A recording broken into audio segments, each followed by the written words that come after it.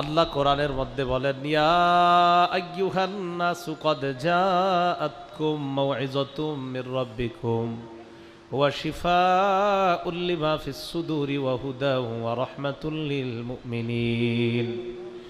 যারা অন্তরের রোগে আক্রান্ত আছেন, পেরেশান, যারা হতাশাগ্রস্ত, মনে শান্তি পাচ্ছেন না, আল্লাহ বলে তোমাদের কাছে উপদেশ বাণী এসেছে, কোরআন এসেছে, এই কোরআন পড়ো, এই কোরআন তোমাদের জন্য হেদায়েত, রহমত। অন্তরের রোগের জন্য এই কোরআনটাই ঔষধ হিসাবে কাজ করবে,